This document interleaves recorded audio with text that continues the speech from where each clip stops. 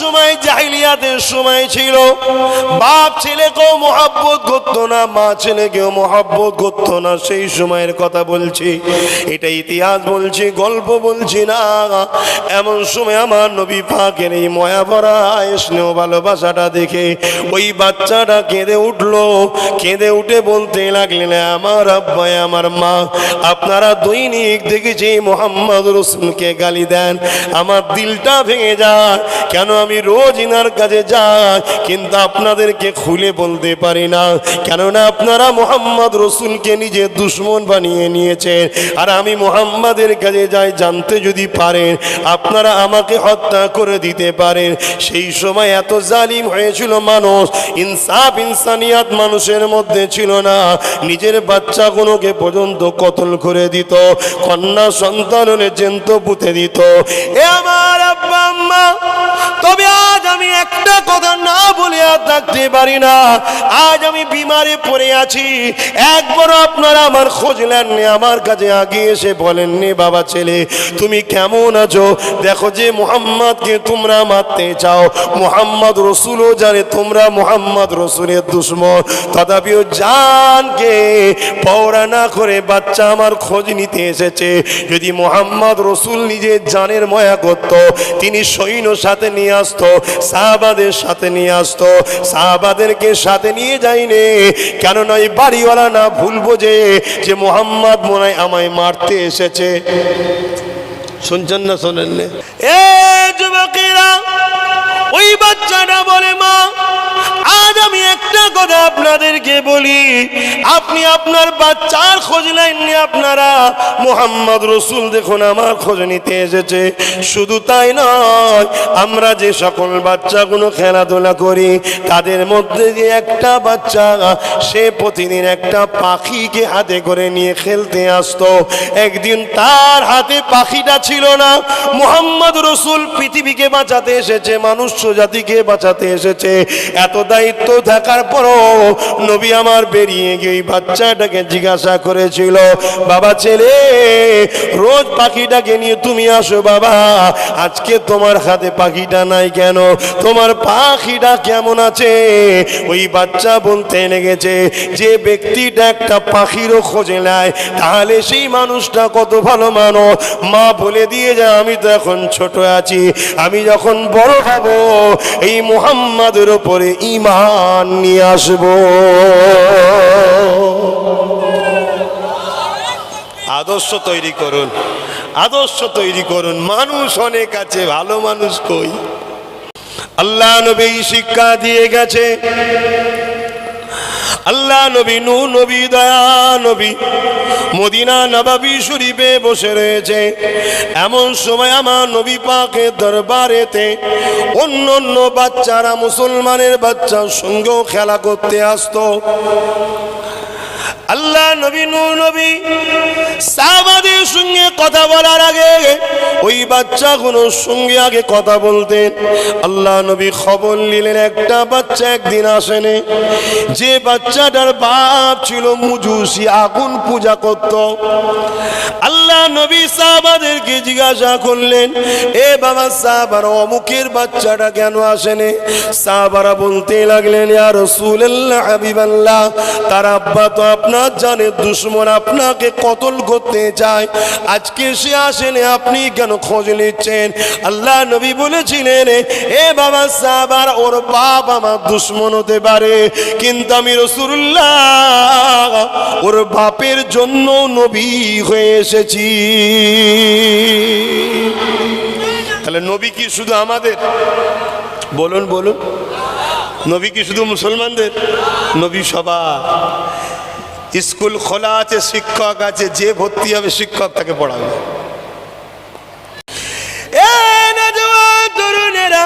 আমরা মনে করি ইসলাম মানে শুধু নামাজ, ইসলাম মানে শুধু রোজা, দাড়ি টুপি, এগুলো শুধু ইসলাম না। ইসলাম মানে দাড়ি টুপি, নামাজ শুধু এগুলো নয়। ইসলাম কাকে বলে? সভ্যতাকে ইসলাম বলে।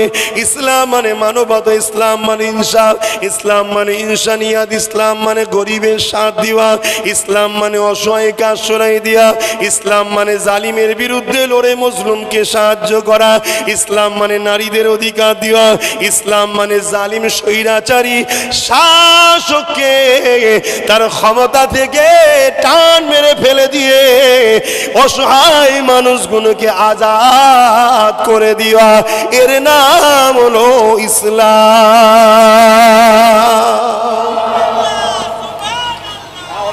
শুনছেন তো নাকি? আমরা তো মনে করি মুসলমান ইসলাম ও নামাজ দাড়ি টুপি। না না না না না না না না, ওটা অনেক পরের ব্যাপার, ওটা অনেক পরের ব্যাপার। চলে আসুন না বন্ধু, একটা তথ্য দিয়ে যাচ্ছে, একটু মাথায় নিয়ে যান, একটা তথ্য ব্রেনে আজকে ঢুকিয়ে নিয়ে যান। আমার নবী নবুয়াতের ঘোষণা দিয়েছিল কত বছরে? কথা বলছে না তো, জানেন না? জানেন না? 40 বছর বয়সে নবী দুনিয়া এসেছে। কত বছর, কত সালে? 570। তাহলে নবুয়াতের ঘোষণা 40 বছর বয়সে, 610। তার মানে 570-এর সঙ্গে 40 যোগ করলে কত হচ্ছে? 610। আর নবী মেরাজে গেছে কবে? 621-এ, যেখান থেকে নামাজ এনেছে, রোজা এনেছে। কথা শুনছেন তো? বীজখানে 610 আর 21-এর বীজখানে তাহলে কত বছর আছে? এই 11 বছর নবী কি করেছে?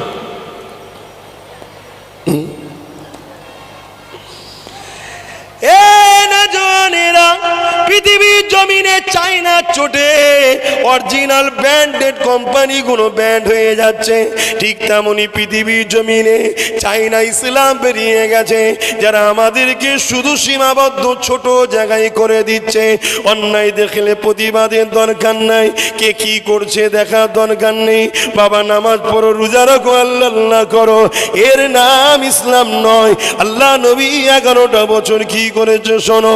এই 11টা বছর রোম থেকে শুরু করে, এমন করে ইরান থেকে শুরু করে, শাম সিরিয়া থেকে শুরু করে পৃথিবীতে যত জালিম শাসক ছিল তাদের বিরুদ্ধে নবী আমার সংগ্রাম করেছে। তারা আমাকে গোলাম বানিয়ে রাখতো, গলায় বেনি পরিয়ে বাজারে আলু পটলের মতো বিক্রি করত, নারীগুলোকে রাখেল বানিয়ে ভোগ করত।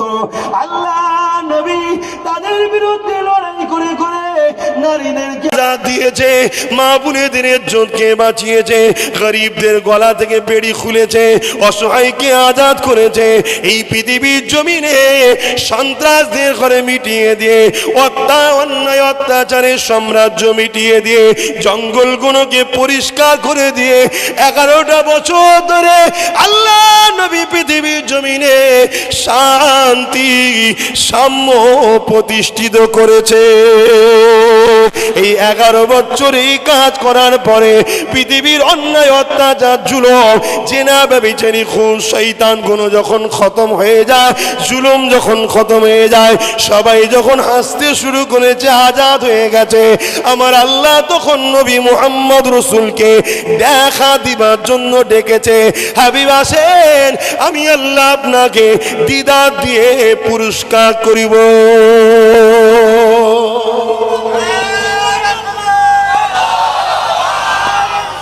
ইয়া রাসূলুল্লাহ।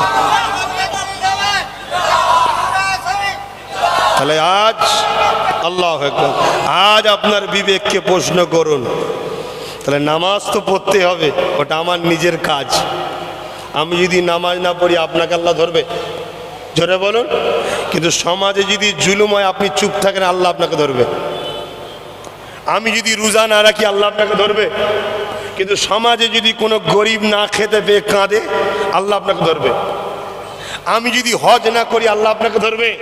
কিন্তু সমাজে কোনো গরিব মেয়ে বিয়ে হচ্ছে না অর্থের অভাবে, পাপ রাস্তায় নেমে গেছে, এর জন্য সমাজকেও আল্লাহ ধরবে। এ শুনছেন তো নাকি? আমার ওয়াজ বুঝছেন তো?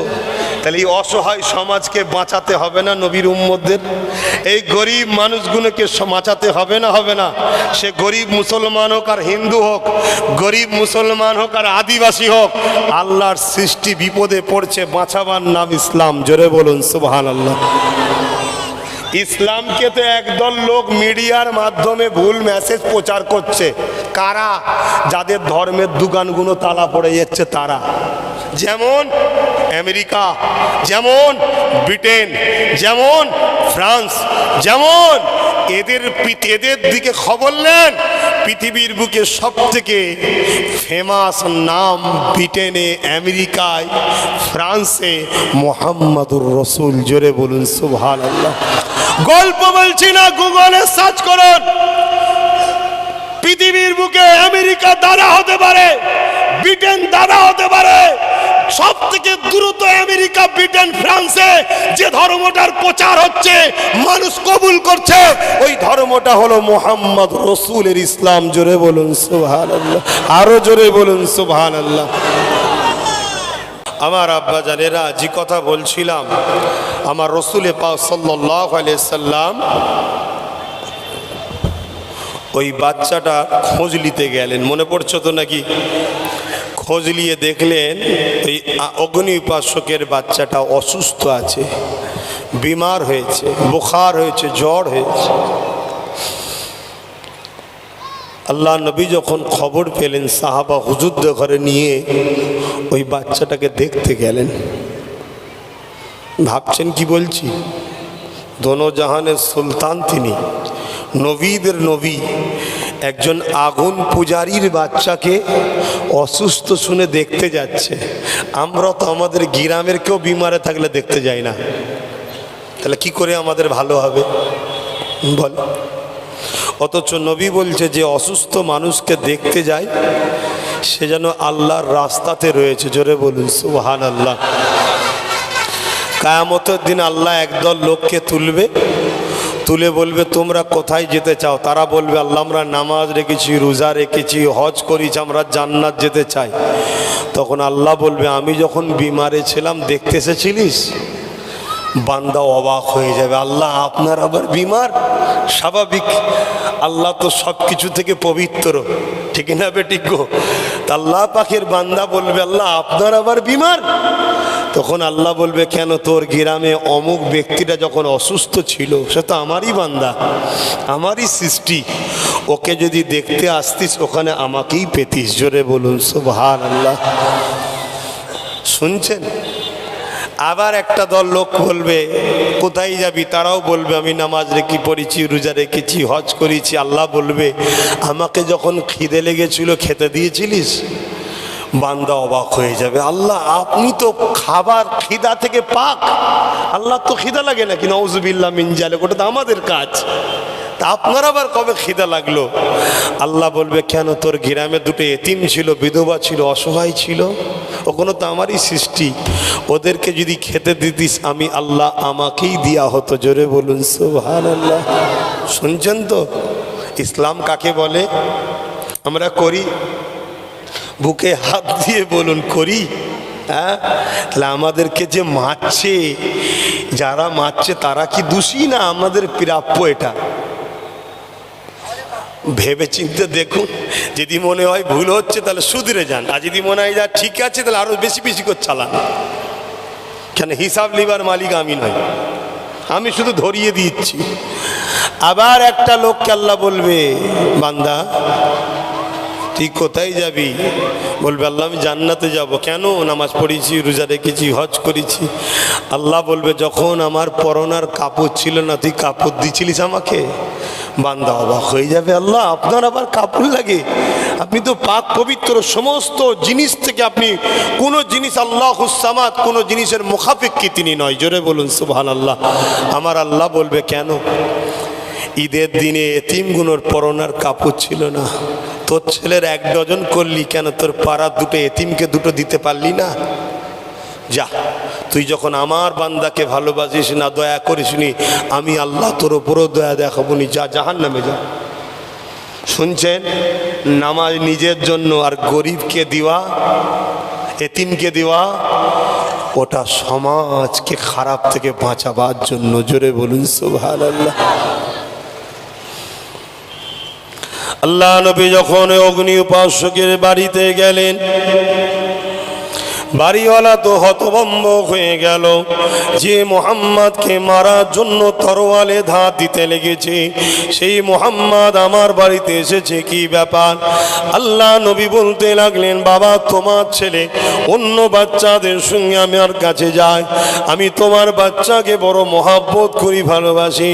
শুনতে পেলাম আজকে তোমার বাচ্চা অসুস্থ রয়েছে, তাই আমি রাসূলুল্লাহ তোমার বাচ্চাকে দেখতে এসেছি। বাবা যদি একটু ইজাজত দাও, বাচ্চা কোথায়, আমি একটু দেখতে যাব।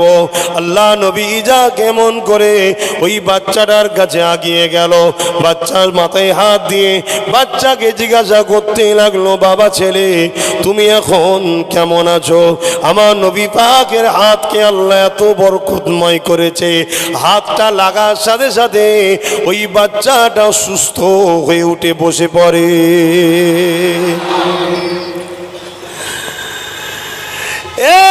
যুবকেরা, ওই বাচ্চাটা আমার নবী পাকের কথা শুনে কাঁদে। কেননা তখনকার সময় জাহিলিয়াতের সময় ছিল, বাপ ছেলেকেও মহব্বত করতো না, মা ছেলেকেও মহব্বত করতো না। সেই সময়ের কথা বলছি, এটা ইতিহাস বলছি, গল্প বলছি না। এমন সময় আমার নবী পাকের এই ময়া ভরা স্নেহ ভালোবাসাটা দেখে ওই বাচ্চাটা কেঁদে উঠলো।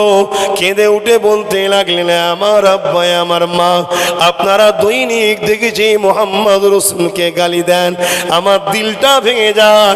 কেন আমি রোজ ইনার কাছে যাই কিন্তু আপনাদেরকে খুলে বলতে পারি না, কেননা আপনারা মুহাম্মদ রাসূলকে নিজের দুশমন বানিয়ে নিয়েছেন।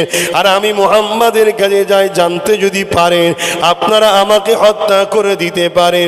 সেই সময় এত জালিম হয়েছিল মানুষ, ইনসাফ ইনসানিয়াত মানুষের মধ্যে ছিল না। নিজের বাচ্চাগুলোকে পর্যন্ত কতল করে দিত, কন্যা সন্তান হলে জ্যান্ত পুঁতে দিত। এ আমার আব্বা আম্মা, তবে আজ আমি একটা কথা না বলে আর থাকতে পারি না। আজ আমি বিমারে পড়ে আছি, একবারও আপনারা আমার খোঁজ নেননি, আমার কাছে আগে এসে বলেননি বাবা ছেলে তুমি কেমন আছো? দেখো যে মুহাম্মদকে তোমরা মারতে চাও, মুহাম্মদ রাসূলও জানে তোমরা মুহাম্মদ রাসূলের দুশমন, তথাপিও জানকে পওরা না করে বাচ্চা আমার খোঁজ নিতে এসেছে। যদি মুহাম্মদ রাসূল নিজের জানের মায়া করত, তিনি সৈন্য সাথে নিয়ে আসতো, সাহাবাদের সাথে নিয়ে আসতো, সাহাবাদেরকে সাথে নিয়ে যায়নি। কেননা এই বাড়িওয়ালা না ভুলবো যে মুহাম্মদ মনে হয় আমায় মারতে এসেছে। শুনছেন না শোনেন? আমি অনেক জায়গায় বলি যে আমার পিছু পিছু তোরা যাবি না, আমি একা যাব। এতে কি হয়, মানুষ শান্তিতে থাকে। আর নাই দল বেঁধে গেলে অনেক মানুষ ঘাবড়ে যায়, মনে হয় আব্বাস সিদ্দিকী এসছে। কথা বুঝছেন না? এটা আমার রসুলের আদর্শ, এটা আমার নবীর শিক্ষা। এ যুবকেরা, ওই বাচ্চাটা বলে, মা আজ আমি একটা কথা আপনাদেরকে বলি, আপনি আপনার বাচ্চার খোঁজ নেননি, আপনারা মুহাম্মদ রাসূল দেখুন আমার খোঁজ নিতে এসেছে। শুধু তাই নয়, আমরা যে সকল বাচ্চাগুলো খেলাধুলা করি তাদের মধ্যে যে একটা বাচ্চা সে প্রতিদিন একটা পাখিকে হাতে করে নিয়ে খেলতে আসতো, একদিন তার হাতে পাখিটা ছিল না। মুহাম্মদ রাসূল পৃথিবীকে বাঁচাতে এসেছে, মানুষ জাতিকে বাঁচাতে এসেছে। এত দায়িত্ব থাকার পরও নবী আমার বেরিয়ে গিয়ে ওই বাচ্চাটাকে জিজ্ঞাসা করেছিল, বাবা ছেলে রোজ পাখিটাকে নিয়ে তুমি আসো, বাবা আজকে তোমার হাতে পাখিটা নাই কেন? তোমার পাখিটা কেমন আছে? ওই বাচ্চা বলতে লেগেছে, যে ব্যক্তিটা একটা পাখিরও খোঁজে নেয় তাহলে সেই মানুষটা কত ভালো মানুষ। মা বলে দিয়ে যায়, আমি তো এখন ছোট আছি, আমি যখন বড় হব এই মুহাম্মাদের উপরে ঈমান নিয়ে আসব। আদর্শ তৈরি করুন, আদর্শ তৈরি করুন। মানুষ অনেক আছে, ভালো মানুষ কই? এ যুবকেরা, আল্লাহ জানিয়ে দিলেন নবীকে, নবী আমাদেরকে জানালেন লা ইয়ারহামুল্লাহু মান লা ইয়ারহামুন নাস, যে মানুষের উপরে দয়া করে না সে আল্লাহ দয়া পাবে না। আমার নবী একদিন মদিনা নবাবী শরীফে বসে আছে, কিছু মানুষ এসেছে তারা দিনকে শিক্ষার জন্য। আল্লাহ নবী তাদেরকে শিক্ষা দিতে লেগেছে, বাবারা খবরদার গরিবকে জুলুম করবে না বাবা। তাদের মধ্যে কেউ কেউ জিজ্ঞাসা করে ইসলামের সব থেকে ভালো কাজ কোনটা? আল্লাহ নবী বলেছিলেন খোদার্থকে খানা খাওয়ান ইসলামের সব থেকে ভালো কাজ। মন দিয়ে শুনবেন, ইসলামের সব থেকে ভালো কাজ কোনটা? খোদার্থ ব্যক্তিকে খানা খাওয়ানো সব থেকে ভালো কাজ। আর মুসলমান ছেলে একটু যদি ক্ষমতায় উঠে যায়, গরিবকে লুটে ভিখারি বানাবার জন্য আগিয়ে যায়। এই আছে না? না, ও মুসলমান, ও নবীর উম্মত। আর এই সকল বদমাইশ গুণের জন্য আমার নবীর দিনের বদনাম হচ্ছে। কথা মাথায় ঢুকছে না? ঢুকে না। তুমি যদি সত্যি নবীর উম্মত হতে, মুসলমান হতে, তাহলে আল্লাহ তোমাকে একটু পাওয়ার দিয়েছে, ক্ষমতা দিয়ে, তোমার তো উচিত গরিবকে আরো বেশি করে ভালোবাসা, যে আল্লাহ আমায় সাথ দিয়েছে, আমি গরিবদেরকে একটু দেখি, তার আমার আখেরাতটাও ভালো হবে। ও একটু পদ হয়ে রোডের সাইডে গরিবের যদি এক কাটা থাকে, ও সেখানে বেড়া মাছ। গরিব যদি বলে কি হলো, বলছে গেঁজার কেসে ভরে দেবো। হচ্ছে না? হয়নি? তাহলে বলো এ মুসলমান, হ্যাঁ, এই সব সমাজে যদি শয়তান কুলাঙ্গার থাকে, তাহলে আমার নবীর দিনের তো ভাই মিডিয়া সমালোচনা করবে। কারণ মিডিয়া তো একদল আছে, সবাই নয়, তারা তো খুঁজে বেড়াচ্ছে। কেন? কারবারে লস হচ্ছে, তো খদ্দের কমে যাচ্ছে, বুঝতে পারছেন না?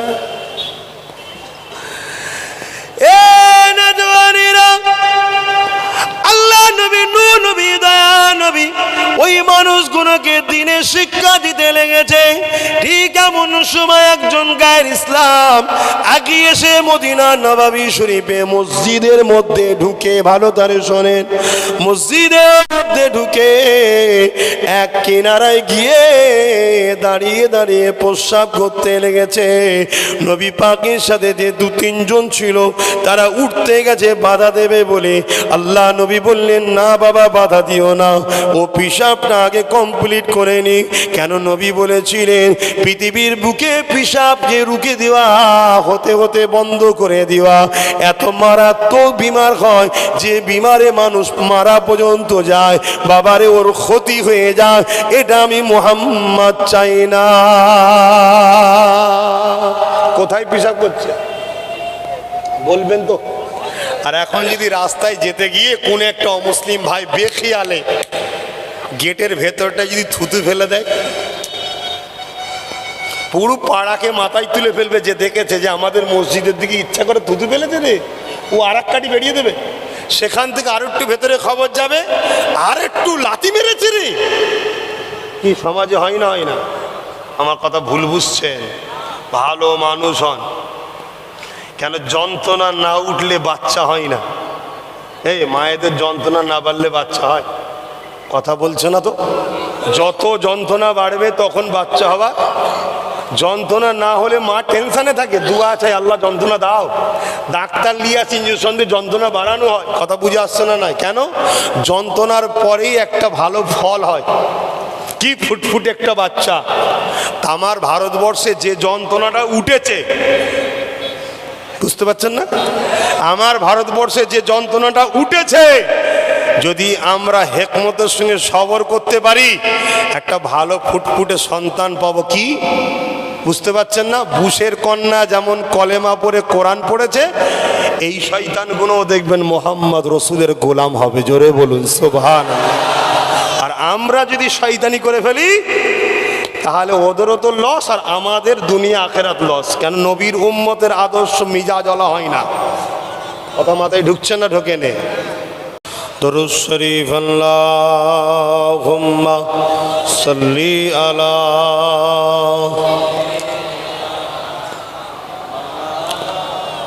ওয়ালা আলি সাইয়্যিদিনা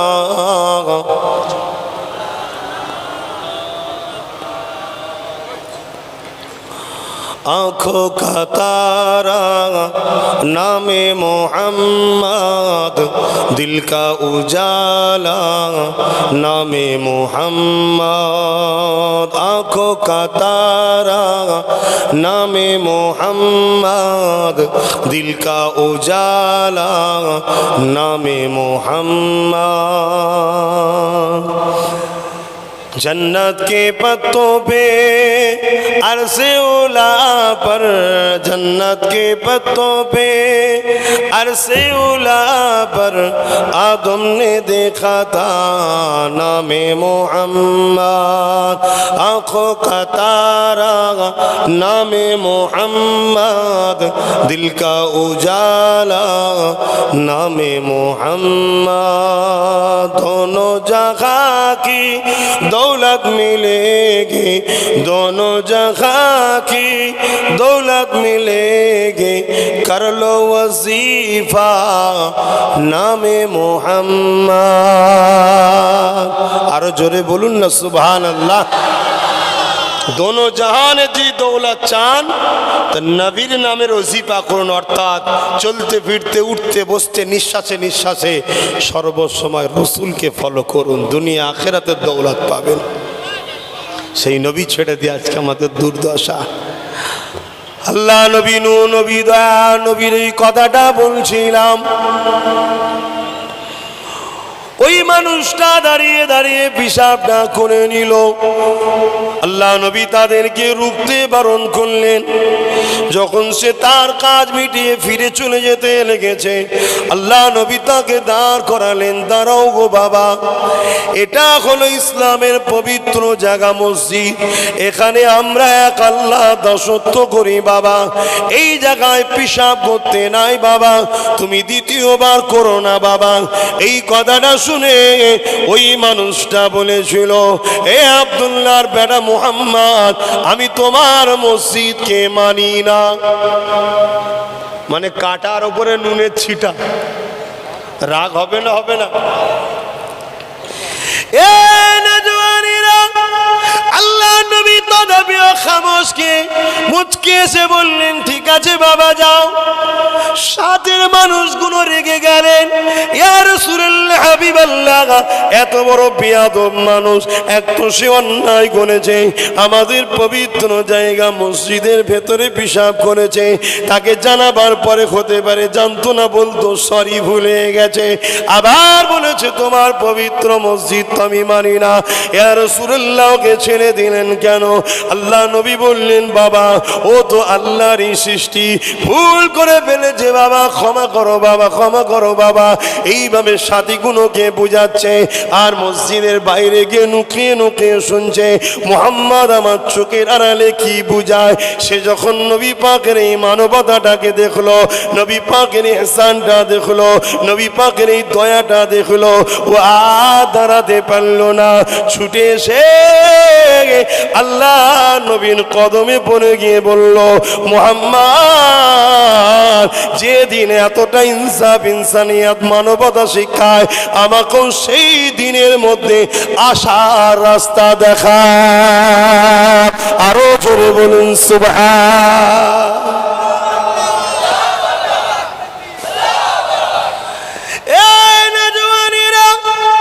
এখন কারো মাথায় যেতে পারে তাহলে বদরে কি হয়েছিল, ওহুদে কি হয়েছিল, খান্দকে কি হয়েছিল, কি হয়েছিল? শোনো শোনো, এটাই হয়েছিল আল্লাহ নবী যখন মক্কা দিয়ে দিনের কথা বলে। মক্কা তখন যারা শাসক ছিল, আবু জেহেল, উতবা, সাইবা, তারা দেখলো মুহাম্মদ যা বলছে ঠিকই বলছে, কিন্তু মুহাম্মদ থাকলে মুহাম্মাদের দিকে দলে দলে লোক চলে যাচ্ছে, তাহলে আমাদের অন্যায় সাম্রাজ্য মিটে যাবে, আমাদের জুলুমের সাম্রাজ্য মিটে যাবে। তাই তারা আমার আমার নবীকে যখন জানে মারতে চাইলো, আল্লাহ পাক আমার নবীকে ইজাজত দিয়েছিলেন, আমার হাবিব আপনি হিজরত করে ইয়াসরিব মদিনায় যান। নবী আমার মদিনায় চলে গেলে পিছিয়ে পড়া মানুষগুলোকে তুলতে লাগলেন, তাদের স্বাস্থ্যের বিকাশ ঘটালেন, তাদের শিক্ষার বিকাশ ঘটালেন, তাদের অর্থনীতির বিকাশ ঘটালেন, তাদেরকে দুনিয়ার বুকে নবী ফেমাস করতে লেগেছে। এই মেসেজ যখন মক্কা সন্ত্রাস আবু জেহেল উতবা সাইবার কাছে চলে গেল যে মুহাম্মদকে আমি তাড়িয়ে দিলাম, ওই মুহাম্মদ মদিনার জমিনে গেছে এবং পিছিয়ে পড়া মদিনাকে মডেল তৈরি করে পৃথিবীর সামনে আনছে এবং দলে দলে দুনিয়া থেকে মানুষ মুহাম্মাদের কাছে আসছে, তার কথাকে মেনে নিতে লেগেছে। এ যুবকেরা, তখন আবু জেহেল ছিল দাদা, আবু জেহেল ছিল শাসক ক্ষমতাশালী, তাই সে রাগ মিটাতে না পেরে 1000-এর উপরে সৈন্য নিয়ে গায়ে জোর দেখিয়ে 430 কিলোমিটার আগিয়ে গিয়ে মদিনার ওপরে হামলা করার জন্য আগিয়ে যায়। আল্লাহ নবী তাই সাহাবাদেরকে বলেছিলেন, বাবা জুলুম করা ইসলামে হারাম, কিন্তু আমাদেরকে কেউ যদি মারতে আসে জান বাঁচানো ফরজ। আমাদের মা বেটিদের ইজ্জত যদি কেউ লুটতে আসে, বেটিদের ইজ্জত বাঁচানোটাও ফরজ বাবা। আমরা তাদেরকে মারতিনি বাবা, তাদের থেকে মদিনায় চলে এসেছি, তথাপিও তারা গায়ের জোর দিয়ে অস্ত্র তরোয়াল নিয়ে, তীর বল্লম নিয়ে, ঘোড়া ঢাল যুদ্ধের জিনিস নিয়ে আমাদের মদিনাকে হামলা করতে আসছে। বাবারে মদিনাকে রক্ষা করতে হবে, বুঝাবার জন্যে বলছি। দেশটা ভাগ হয়ে গেছে, পাকিস্তানে চলে গেছে, আমরা ভারতে রয়ে গেছি। এখন পাকিস্তান থেকে যদি গোটা 50 জন গায়ের জোর দিয়ে আমার দেশের মধ্যে ঢুকতে আসে, আমরা তো বলবো না আসাদুল্লাহ ভাই খানা খাওয়াবো, যেমন মারবো জীবনে যেন না আর ভারতের দিকে তাকাই, ঠিক না বেটি? যেন শান্তিতে বসবাস করছি, ফেতনা লাগাতে এসেছিস। এইটা জায়েজ আছে না নাই দেশের ক্ষেত্রে? কেন তুই গাই জুয়ারি করছিস?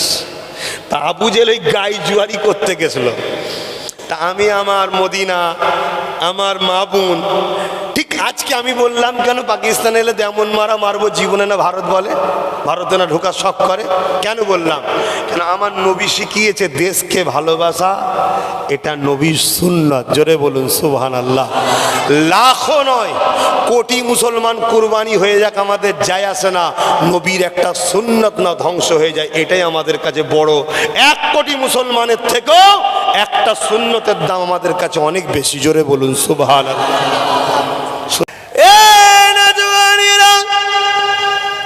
আল্লাহ নবী নবী নবী রাহমাতাল লিল আলামিন জানিয়ে দিলেন, লা ইয়ারহামুল্লাহু মান লা ইয়ারহামুন নাস। যে মানুষের উপরে দয়া করে আল্লাহ পাক তার উপরে দয়া করবে, যে মানুষের উপরে দয়া করে না আল্লাহ পাক তার উপরে দয়া করবে না। তুমি যদি মালিকের দয়া পেতে চাও, মানুষের উপরে দয়া করতে হবে, ক্ষুধার্তকে খানা খাওয়াতে হবে, বস্ত্রহীনকে বস্ত্র দিতে হবে, অন্নহীনকে অন্ন দিতে হবে, বাসস্থানহীনকে বাসস্থান দিতে হবে, বিপদগ্রস্ত মানুষের পাশে দাঁড়িয়ে সংগ্রাম লড়াই করতে হবে, জুলুমকে মিটিয়ে দিয়ে এই পৃথিবীর মানুষ জীবনগুলোকে হাসাতে হবে। এই হাসাতে গিয়ে যদি তোমাকে কুরবানি করতে হয় করে দাও, পিছিয়ে যাবার কিছু নেই। আমার নবী পাক যখন সাহাবাদেরকে বললে, বাবারা ওরা তো গায়ে জুয়ারি দিয়ে আমাদের মা বেটিদের উপরে হামলা করবে, মদিনায় হামলা করে দিলে আমাদের মা বেটিগুলো বেইজ্জতি হবে, চলো বাবা চলো আমরা বেড়া হয়ে দাঁড়িয়ে যাই বাবা, ঢাল হয়ে দাঁড়িয়ে যাই বাবা, যাতে মদিনার উপরে হামলা না করতে পারে, আমার মদিনার বেটিদের ইজ্জত পুরো লুণ্ঠন না হয়ে যায়। এ যুবকেরা, এই বদরের জমিনে তাই সাহাবারা গিয়েছিল, আর সাহাবাদের সংখ্যা কত ছিল? মাত্র 313 জন ছিল। আর সন্ত্রাস আবু জেহেল বাহিনীর সংখ্যা কত ছিল? 1000 1000-এর উপরে ছিল। সন্ত্রাস আবু জেহেল বাহিনীর হাতে তরোয়াল ছিল, ঢাল ছিল, তীর ছিল, বল্লম ছিল। আর সাহাবাদের হাতে কি ছিল? খাজুরের ডাল ছিল।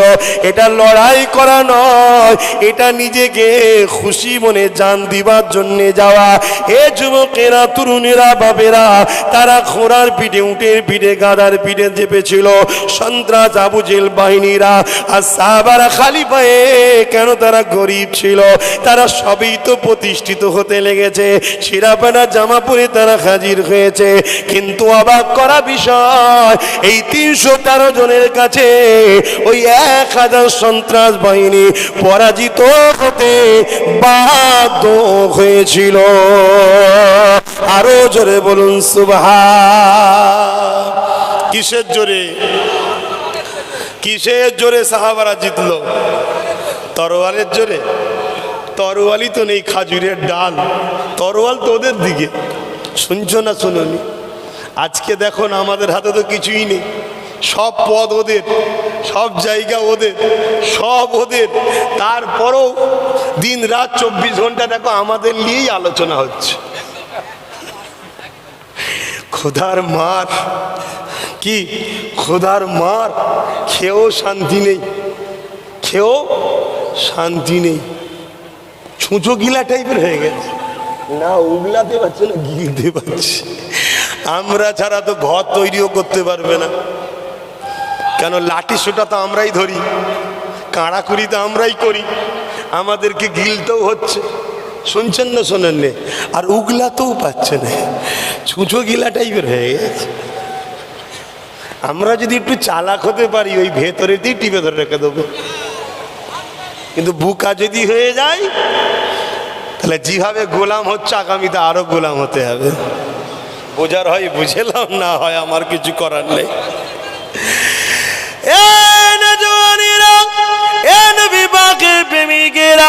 আল্লাহ নবী, নবী নবী শিক্ষা দিলেন বাবারা, লা ইয়ারহামুল্লাহু মান লা ইয়ারহামুন নাস।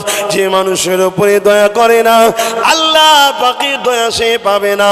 শুধু এটা নয়, আল্লাহ নবী সাহাবাদেরকে ওয়াজ করেছে, বাবা সাহাবারা শোনো বাবা, জাহিলিয়াতের যুগে একটা মেয়ে ছিল, ওই মেয়েটা নিজের দেহকে বিক্রি করে টাকা ইনকাম করত। বাকি সবটা আপনারা বুঝতে পেরেছেন। সব থেকে জঘন্য অন্যায় কাজ করে বেড়াতো।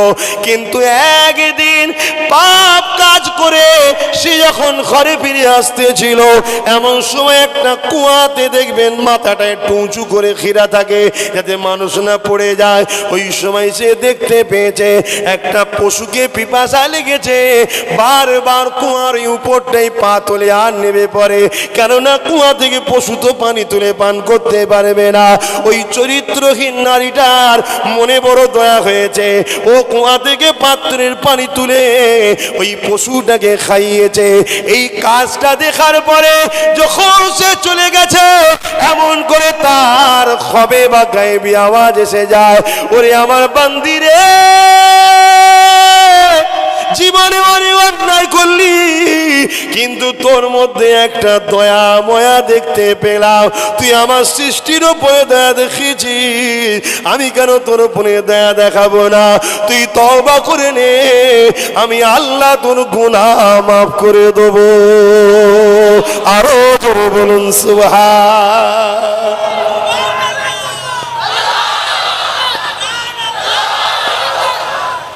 তাহলে আমরাও যদি কোনো অসহায়ের উপরে দয়া দেখাই, সে তো একটা পশুর উপরে দয়া দেখিয়েছে।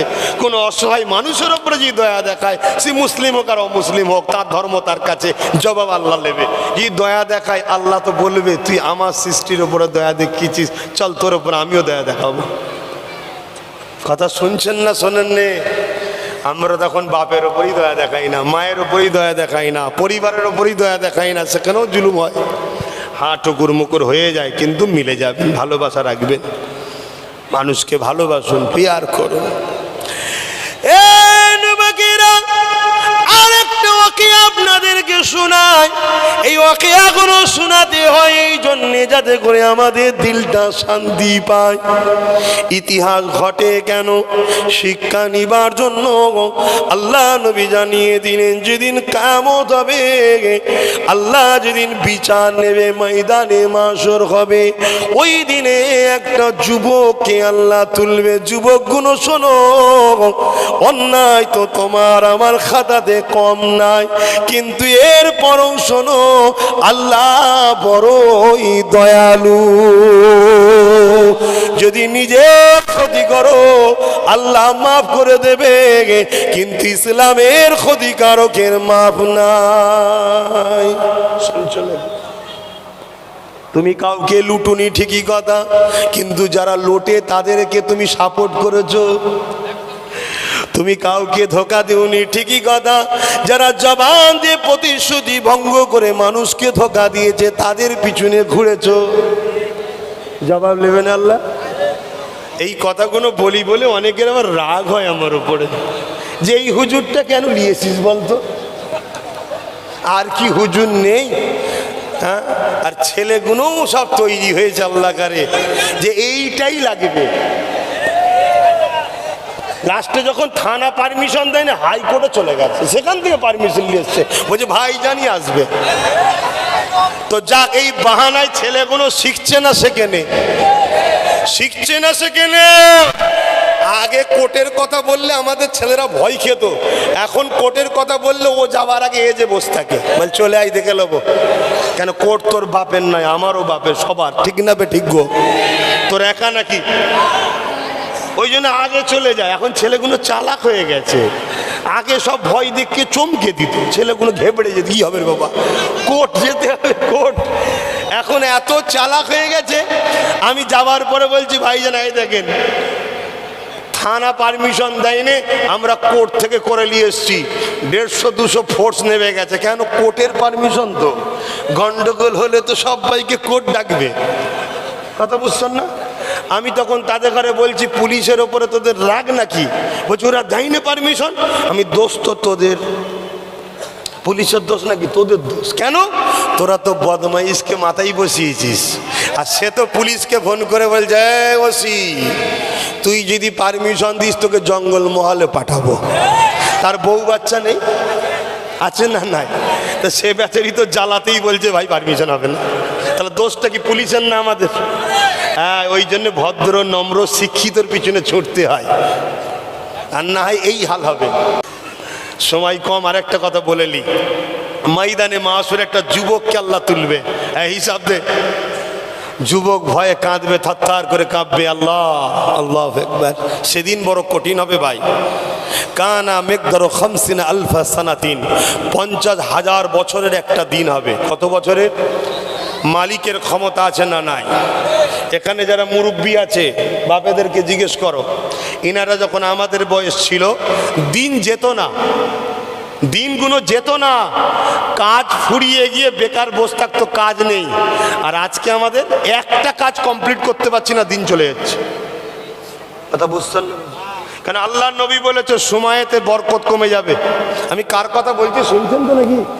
হ্যাঁ, আজকে আমেরিকা বড় দাদা বলতে পারে, কিন্তু আমেরিকাকেও জিজ্ঞেস কর তুই এত উন্নতি হলি কি করে? ওকেও বলতে হবে, ঘাড়কেও বলতে হবে মোহাম্মদ রসুল থেকে ধার নিয়েছি। জোরে বলুন সুবহানাল্লাহ। এই যে গাড়ি চেপে বেড়াচ্ছে, এই মোটর গাড়ি পৃথিবী পেলো কোথায়? পৃথিবী মোটর গাড়ি জীবনে ভেবেছিল? এ তো মোহাম্মদ রসুল 1500 বছর আগে সাহাবাদের বলেছে আমার উম্মত মোটর গাড়ি করবে। জোরে বলুন সুবহানাল্লাহ। শুনছেন না শোনেন নে? মায়ের পেটে যে বাচ্চা হয় কিভাবে তৈরি হয়, এ তো 150 বছর বিজ্ঞান বলছে এইভাবে এইভাবে এইভাবে এইভাবে। আর আমার রসুল তো 1500 বছর আগে বলে গেছে এইভাবে। আজকের বিজ্ঞান বলছে মোহাম্মদ যা বলেছে সত্য বলেছে। জোরে বলুন সুবহানাল্লাহ, আরো জোরে বলুন সুবহানাল্লাহ। শুনছেন? বড় বড় ভিআইপি ডাক্তার যারা, বড় বড় ডাক্তার যারা, তারা বড় বয়সেও খাতনা করে। জানেন খাতনা বোঝেন? আরে চেক কাটা নি, বোঝেন না? হ্যাঁ, ভিআইপিরা সব নুকিয়ে নুকিয়ে যায়, সমাজে জানাজানি না হয়ে যায়। বুড়ো বয়সে যে খুলে বসে আছে কাটো গো। কেন জানেন? হাসছে, ক্যান্সারের মতো রোগ হয়ে যাচ্ছে রে, ক্ষুধার মার। ক্যান্সারের মতো রোগ হয়ে যাচ্ছে, এই লাস্টে গিয়ে বলছি কাট বাবা, নাই মরে যাব তাড়াতাড়ি কাট। শুনছেন না শোনেননি? 1500 বছর আগে রসুল এমনি বলে যায়নি। কেন? পিসাবের থেকে বড় পয়জন শরীর থেকে দ্বিতীয় কিছু বেরোয়নি। পিসাবটা পুরো শরীরের পয়জনকে বার করে, ওটা লেগে লেগে লেগে লেগে ওই অংশটাই ক্যান্সারের মতো রোগ হয়ে যাচ্ছে। ওই জন্য সিস্টেম বলে গেছে। তাহলে চিন্তা করুন তো কত ক্ষুদ্র ক্ষুদ্র ব্যাপার নবী বলে গেছে। আর একটা বলবো, যেটা কোনো গুরুত্বই কেউ দেবে না, কিন্তু আমার দয়ার নবী দেখুন, তিনি শত শেষ আওতার, শত শেষ মেসেঞ্জার, শত শেষ প্রফেট, শত শেষ রসুল। তিনি এসেছে কুল কায়নাতের জন্য, সমস্ত মানুষের তিনি নেতা। জোরে বলুন সুবহানাল্লাহ। শোনো, তুমি মানুনি আলাদা কথা, কিন্তু রসুল সবার জন্যে। একদম ছোট একটা বিষয় শুনলে বলবেন এটা কোনো ব্যাপার নাকি, কিন্তু না, এর পিছনে বিরাট সায়েন্স আছে। আল্লাহ নবী বললেন, তোমরা যখন মসজিদে ঢুকবে কোন পাটা আগে দিতে বলেছে ভাই? ডান পা। আর টয়লেট বা বাথরুমে ঢুকার সময় কোন পাটা? মসজিদ থেকে বেরোবার সময় কোন পাটা আগে বার করতে বলেছে? আর টয়লেট থেকে বেরোবার সময় কোন পাটা আগে বার করতে বলেছে? আচ্ছা, এইখানে কি আছে? ঠিক না? নবী যখন বলেছে তুমি আমি মোল্লা কোনো, তো নবী ভুলে গেছি। আমেরিকা রিসার্চ করছে, ব্রিটেন রিসার্চ করছে, জাপান রিসার্চ করছে, পৃথিবীর বড় বড় দেশগুলো রিসার্চ করছে। মোহাম্মদ যখন বলেছে কিছু একটা ব্যাপার আছে, রিসার্চ করে তারা বার করেছে। ধন্য জানাই তোদেরকে, তোদের সায়েন্স আমার নবীকে আরো প্রেমের দিকে বাড়িয়ে দিচ্ছে। জোরে বলুন সুবহানাল্লাহ। তোরা যত তারাক্কি করবি তত মোহাম্মদ রসুল পৃথিবীতে ফেমাস হচ্ছে। জোরে বলুন সুবহানাল্লাহ। আরে চীন থেকে চাঁদে গেছে অনেক বছর আগে, চাঁদে গেছে, ওই যে বসে আছে ওখানে, বুঝতে পারছেন না কত দূর, দেখতে কাছে লাগছে, অনেক দূর। নবী মক্কার জমিনে দাঁড়িয়ে আছে, আবু জেহেল রয়েছে, বড় বড় সব সর্দারগুলো আছে। তাদের বিশ্বাস জাদু জমিনের ওপর হয়, আসমানে হয় না। তারা জানতো মোহাম্মদ জাদুঘর, নাউজুবিল্লাহ। বলছে চাঁদটার উপরে তুমি আসমানে জাদু দেখাও, আসমানে কিছু কারিজমা দেখাও, তাহলে নবী বলে মেনে নেবো। আল্লাহ নবী বলছে চাঁদটাকে দুটুকরো করে দেবো। তারা তো অবাক হয়ে গেছে, চাঁদ দুটুকরো চারটিখানি ব্যাপার নয়। শুনছেন না শোনেন না? পৃথিবীর কাছাকাছি বড়, শুনছেন না শোনেন না? এটাকে দুটুকরো করে চারটিখানি ব্যাপার নাকি? হ্যাঁ, তারা বললো হ্যাঁ। আল্লাহ নবী ইশারা করলেন, দুটুকরো হলো, সামান্য গ্যাপ নয়। একটা পাহাড়ের পাশে দাঁড়িয়েছিল, একটা ফালি পাহাড়ের ওই মাথায় আর একটা ফালি পাহাড়ের এই মাথায়, কিছু সময়ের জন্য নয়, তাহাজ্জুদের ওয়াক্ত পার হয়ে যাওয়া পর্যন্ত দুদিকে ছিল, তারপরে জুড়ে গেল। জোরে বলুন সুবহানাল্লাহ। আমার ভারতবর্ষের কেরলে একটা রাজা ছিল তখনকার সময়, সে ওই দিন ফাঁকে বসেছিল পরিবার স্বজনদের ঘরে নিয়ে। ঘটনাটা সে দেখছিল, চাঁদ দুটুকরোটা হচ্ছে, দেখছি অবাক হয়ে গেছে, কি ব্যাপার চাঁদ দুটুকরো হচ্ছে কেন? পরে যখন ওমর ফারুক হুজুরের জমানায় ভারতবর্ষে ব্যবসার জন্য ইসলামের মানুষ যখন আসে, জানতে চায়, তখন তিনি ঘটনাটা সব শোনায়। এই রাজা মদিনায় যায়, নবীর রওজায় হাজির দেয়, ইমানের কলেমা পড়ে মোহাম্মদ রসুলের গোলাম হয়। জোরে বলুন সুবহানাল্লাহ। চীন থেকে যখন বিজ্ঞানীরা গিয়েছিল চাঁদে, তারা এসে বলেছিল চাঁদের উপরে কোনো একটা আক্রমণ হয়েছিল, যাতে পুরো চাঁদটা আড়াআড়ি চির হয়ে আছে, এটা মোহাম্মদ রসুলের মুজিজা ছিল। জোরে বলুন সুবহানাল্লাহ। হায় রে কপাল আমাদের মুসলমান, আমরা সেই নবী ছেড়ে দিয়ে সব পকেট মারগুলোর পিছনে ঘুরে বেড়াচ্ছি। তো ভাইয়েরা আমার, কি কথা বলতে গিয়ে এদিক চলে গেলাম। কিয়ামতের দিন ওই যুবকটাকে আল্লাহ বলছে হিসাব দাও। যুবক তো ভাই কাঁদছে, আল্লাহ আমি তো পাপ করেছি। আল্লাহ পাক কুদরতিভাবে তার আমলনামা দেখবে, দেখতে দেখতে দেখা যাবে একটা ভালো কাজ পাওয়া গেছে। কটা? আর ওই কাজটা আল্লাহর বড় পছন্দ হয়ে গেছে। জোরে বলুন সুবহানাল্লাহ। আচ্ছা, আমি আব্বাস সিদ্দিকী নামাজ পড়েছি, রোজা রেখেছি, হজ করেছি, দান খায়রাত করি, অনেক কিছু করি, আল্লাহ যদি পছন্দ না হয় এগুলো করে কোনো লাভ হবে? শুনছেন না শোনেন না? আর একটা ছেলে একটা ভালো কাজ করেছে, আল্লাহর পছন্দ হয়ে গেছে। তার কপাল খুলবে না খুলবে না? ওই জন্য অহংকার করা ঠিক নয়। আল্লাহকে যে রাজি করেছে সেই কামিয়াবি হবে। জোরে বলুন সুবহানাল্লাহ। কথা মাথায় ঢুকছে? কিন্তু এই কথা শুনে যদি কোনো আবার মাথা মোটা হয় যে তাহলে আমার নামাজ পড়ার দরকার নেই, রোজা রাখার দরকার নেই, হজ করার দরকার নেই, তাহলে জানতে হবে তোর মাথায় গোবর আছে। স্বাভাবিক যে আল্লাহকে সেজদা করে আল্লাহ তার উপরে রাজি হয়। জোরে বলুন সুবহানাল্লাহ। তো ভাইয়েরা আমার, বান্দা আমলনামা কুদরতি ভাবে দেখতে দেখতে একটাই ভালো কাজ পেয়েছে। আল্লাহ বা খুশি হয়ে বলে, বান্দা রে, তোর পুরো আমলনামাতে অন্যায় অন্যায় ভুল ভুল পাপ ভর্তি। বান্দা বলে, আল্লাহ আমি তো আগেই বলেছিলাম আমি অন্যায় করেছি, আপনি আমাকে গোপনে জাহান্নামে দিয়ে দেন, সবার কাছে লজ্জিত করবেন না। কেননা প্রথম মানুষ থেকে শেষ মানুষ সবাই ওই ময়দানে মাশরে থাকবে। এ যুবকেরা, ধরুন আমি আব্বাস সিদ্দিকী, নবী বংশের বাচ্চা, দাদা পীর আওলাদ, কিয়ামতের দিন আমার অপমান যদি দুনিয়ার মানুষের গায়ে শোনানো হয়, বলুন তো কতটা না লজ্জা লাগবে। এর থেকে শাস্তি ভালো মনে করব। কেননা এখানে কোটি কোটি মানুষ এমনও রয়েছে যারা আমাকে ভাইজান ভাইজান করে আমার পিছনে ছুটতো, আর আমার পাপের কথা তাদের সামনে আল্লাহ খুলে দিলে আমি বেউজ্জতি হয়ে যাব। এই জন্যে বান্দা বলতে লেগেছে, আল্লাহ আপনি আমাকে অপমান করবেন না, আপনি আমাকে গোপনে গোপনে জাহান্নামে দিয়ে দেন। আল্লাহ বলবে, বান্দারে লা তাখনাতু মির রাহমাতিল্লাহ, আমার রহমতের উপরে ভরসা কর, নিরাশ হয়ে যাস না। ওরে আমার বান্দা, খাতাটা দেখা রে, আমলনামা দেখতে দেখতে দেখা যাবে একটা মাত্র ভালো কাজ পেয়েছে। আল্লাহ বলবে, বান্দারে শুধু পাপ আর পাপ, অন্যায় অন্যায়। তবে বান্দারে তোর একটা ভালো কাজ পেয়েছি, ওই ভালো কাজটা আমি বড় খুশি হয়ে গেছি। ওই বান্দা তুই কোথায় যাবি বল? বান্দা বলে, আল্লাহ আপনি যদি দয়া করেন আমি বড় জান্নাতে যাব। এই যে দয়া করেন জান্নাতে যাব, আল্লাহ পাক জালালে এসে যাবে, খুশি হয়ে যাবে। ওরে আমার বান্দারে, তুই আমার দয়ার উপরে ভরসা রেখেছিস, আমি আল্লাহ যা তোকে আমার দয়ার বিনিময়ে সব গুনাহকে চেপে দিয়ে আমি আল্লাহ জান্নাতি বানিয়ে দিলাম। আল্লাহ যদি কাউকে জান্নাত দেয়, ওখানে আপত্তি করার কেউ আছে? বান্দাও তার, জান্নাতও তার, কারো কিছু বলার আছে? এ ভোটাভুটি সরকার নাকি আন্দোলন করবেন?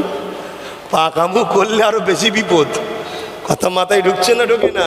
হ্যাঁ, যিনি খোদ মালিক, এ কায়নাতের মালিক, বিনা আসমানে বিনা খুঁটিতে আসমান রেখেছে, তোমাকে আমাকে মায়ের পেটে বাপ আর মাকে এক জায়গায় করে সামান্য পানি থেকে তৈরি করেছে। দেখো দেখো নিজেকে দেখো, তোমার দুটো চোখ আছে, আমারও দুটো চোখ আছে। এই দুটো চোখে এক একটা চোখে কটা করে লেন্স আছে জানো? ক্যামেরা লেন্স, জানো? মাথা খারাপ হয়ে যাবে। এক একটা চোখে 13,000 করে লেন্স আছে। আজকের বিজ্ঞানের কথা বলছি নি, আজকের বিজ্ঞান এটাকে মেনে নিয়েছে। জোরে বলুন সুবহানাল্লাহ। 13,000 কোটি, দুটো চোখে 26,000 কোটি লেন্স রেখেছে। একটার পিছনে আর একটা তার সিঙ্গেল, একটার সঙ্গে আরেকটা ঠেকে গেলে ফিউজ উড়ে যাবে। তিনি হলেন আল্লাহ। জোরে বলুন সুবহানাল্লাহ। আমরা তিনাকে মানি, তারপরও আমাদের এই দুর্দশা কেন? শুধু মুখে মানলে হবে না, বাস্তবেও মানতে হবে।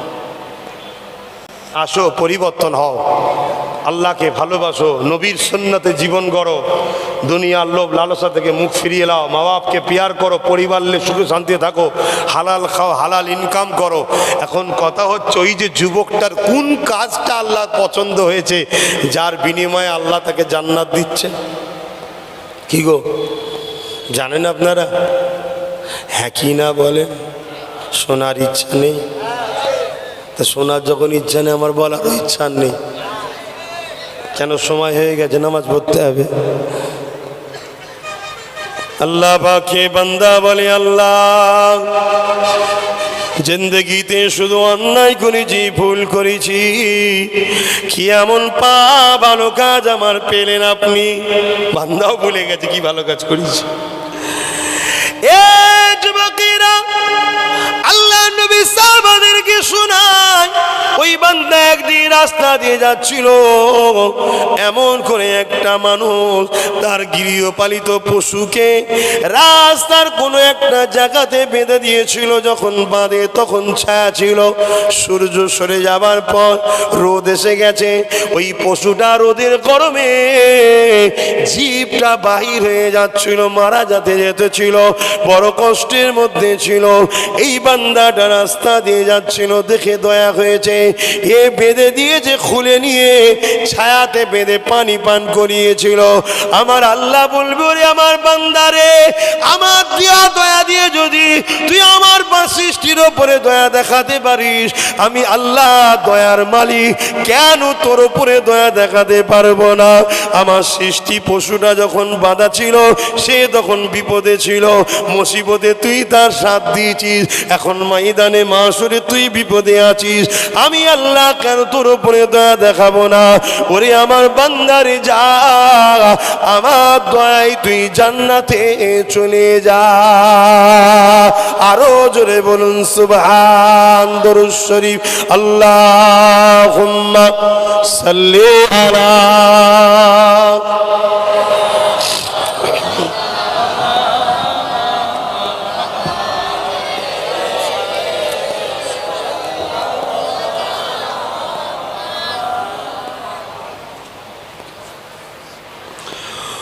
खुदा की अज़मतें क्या है, मोहम्मद मुस्तफा जाने, मकामे मुस्तफा क्या है, मोहम्मद का खुदा जाने।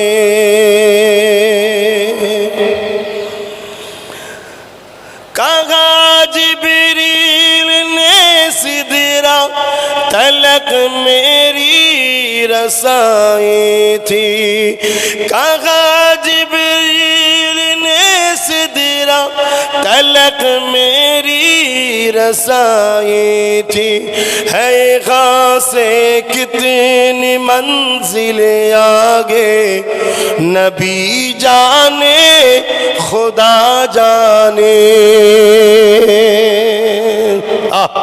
আমার নবীর মাকাম কত!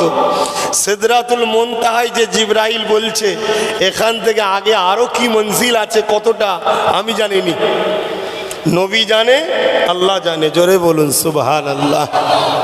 তাই তো জিবরাইল যখন এসে বলল, হুজুর পড়েন। এ জিবরাইল কি পড়বো? আলিফ। হুজুর বলছে ঠিক আছে জানি, চ আগে চ। লাম। হুজুর বলছে জানি, আগে বলো। মিম। হুজুর বলছে জানি, আগে চলো। জালিকাল কিতাব লা রাইবা ফি। হুজুরও বলছে জালিকাল किताब ला रईबा फी। जिब्राइल ने फरमाने लगा या रसूल अल्लाह, आलिफ लाम मीम के बारे में आप बोल रहे, ठीक है समझ रहे, आगे चलिए। जालिकल किताब ला रईबा फी, आप भी तिलावत कर रहे हैं, तो पहले बार जब आलिफ कहा आप बोल रहे हैं जिब्राइल मालूम है, आगे चलिए। लाम मालूम है, आगे चलिए। मीम मालूम है, राज क्या है या रसूल अल्लाह? आका ने फरमाया जिब्राइल अलिफ लाम मीम का माना तुझे मालूम है? जिब्राइल ने फरमाने लगा ला हुजूर मालूम नहीं।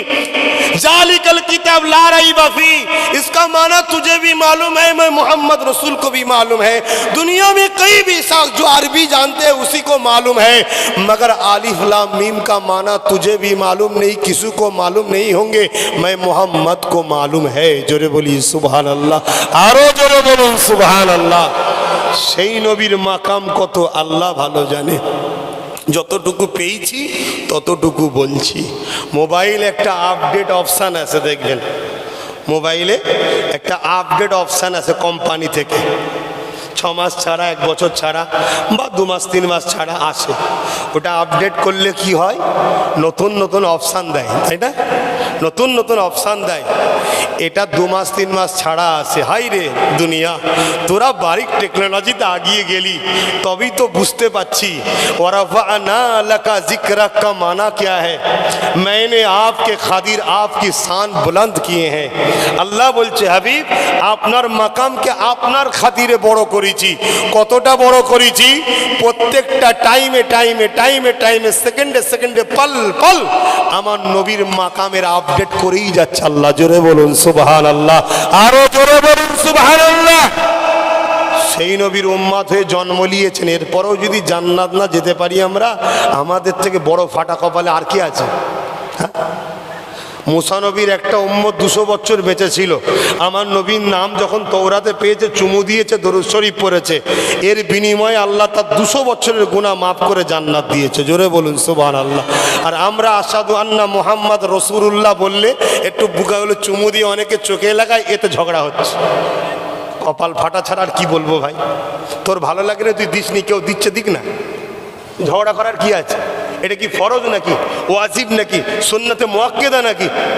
এখানে ফতোয়া চালাচ্ছ কেন? ওর প্রেম লেগেছে, নবীর নাম শুনে একটু চুমু দিয়ে চোখে লাগাতে কি হয়েছে? শিরক করে ফেলেছে? হ্যাঁ, এটা তো প্রেমে করছে। ওকে জিজ্ঞেস করো না কেন করছিস? আহা নবী নাম আমার চোখের ঠান্ডা, কুররাত আইনা বিকা ইয়া রাসূলুল্লাহ, হুজুর আপনি আমার চোখের ঠান্ডা, চোখে লাগাচ্ছে। কথা বলেইলে ঝগড়া হচ্ছে। হ্যাঁ, নবীর মাকাম কত, একটু দাঁড়িয়ে সালাম দেবে, এলে ঝগড়া হচ্ছে। আরে তোমার ভালো লাগে বসে দাও না। আমরা তো কোনোদিন কেউ বসে দিলে তাকে তো কাফের হয়ে গেছি বলা যাবে না। কিন্তু ভাই কেউ যদি দাঁড়ানোকে ফতোয়া দেয়, গরুর গোস্ত তোমার হালাল জিনিস, অনেকে সুগার হয়েছে খাইনে, কথা বুঝে আসছে না? নাই কোলেস্ট্রল আছে খাইনে, কিন্তু আমার ভালো লেগেছে আমি খাচ্ছি। কথা বুঝাবার জন্য বলছি। কিন্তু কেউ যদি ফতোয়া দেয়, সুগার হয়েছে বলে ফতোয়া দিচ্ছে মিষ্টি খাওয়া আরাম, এ শুনছেন না শোনেন নে? তাহলে ফতোয়া কি হবে বুঝতে পারছেন? অত ফতোয়া দিচ্ছেন কেন? আপনার সুগার হয়েছে, আপনি মিষ্টি খাবেন না, যার নেই সে খাবে, খাওয়া তো হালাল। তা ইশারাতান ইশারাতান সালামের সময় দাঁড়াবার কথা কোরআনে রয়েছে। জোরে বলুন সুবহানাল্লাহ। কেন? দরুদ পড়লে সওয়াব হয়, সালাম দিলে জবাব পাওয়া যায়। কিন্তু এই নিয়ে যদি ঝগড়া করে, যারা দাঁড়ায় তারা যদি বসনেওয়ালাদেরকে ঘৃণা করে, এও ভুল করছে। আর যদি কেউ বসে থাকে দাঁড়ানোওয়ালাকে ঘৃণা করে, উনিও ভুল করলো। এটা প্রেমের ব্যাপার, এক একজনের প্রেম এক এক রকম। আল্লাহ নবী মাল চাইছে, দাও ইসলামের জন্য মাল দাও। আবু বকর সিদ্দিক একটা পুটলি নিয়ে এসছে, উমার ফারুক একটা পুটলি নিয়ে এসছে। আল্লাহ নবী বলে, উমার কি রেখে এসেছো? আর আবু বকর সিদ্দিককে বলছে কি নিয়ে এসেছো? এই সরি, উমারকে বলছে কি রেখে এসেছো, আবু বকর সিদ্দিককে বলছে কি রেখে এসেছো। অথচ উমার ফারুকের পুটলি বড়, যার পুটলি বড় তার মানে সব নিয়ে এসছে। তিনাকে তো বলা দরকার যে কি রেখে এসেছো, না আবু বকরকে বলছে আবু বকর কি রেখে এসেছো, উমারকে বলছে কি নিয়ে এসেছো। কেন? রসুল জানে আবু বকরের পুটলি ছোট হতে পারে, খুলে দেখছে বুদামও রয়েছে, পুরাতন কাপড়ও রয়েছে, তার মানে সব নিয়ে এসেছে। জোরে বলুন সুবহানাল্লাহ। আর ওমর ফারুক 3 ভাগের 2 ভাগ নিয়ে এসছে, 1 ভাগ রেখে এসছে। ওমর ফারুকের বিরুদ্ধে ফতোয়া দেবেন নাকি যে উনি প্রেম করেন? আরে ওনার প্রেম ওই স্টাইলটা যে আমার পরিবারের জন্য একটু রাখা দরকার। আর আবু বকরের প্রেমটা এই স্টাইলটা যে আমার সবটাই রসুলকে দেবো, নবী খরচ করবে। জোরে বলুন সুবহানাল্লাহ। তো এক একজনের প্রেম এক এক স্টাইলের। আপনি বসে দিচ্ছেন দেন না, আমার প্রেম একটু দাঁড়িয়ে দেবো। কিন্তু এই নিয়ে ঝগড়া করেন নি ভাই। কি হচ্ছে দুনিয়ায়? ট্রেন থেকে ফেলে দিচ্ছে, ধরে ধরে মারছে। হ্যাঁ, জিজ্ঞেস করে নাকি তুই ফুরফুরা করিস, তুই বেরেলি করিস, তুই দেওবান্দি করিস, জিজ্ঞেস করে মারে। ঝগড়া করেন নি ভাই নিজেদের মধ্যে। আল্লাহর রাস্তে বলে যাচ্ছি, আল্লাহর রাস্তে বলে যাচ্ছি, ঝগড়া করেন নি।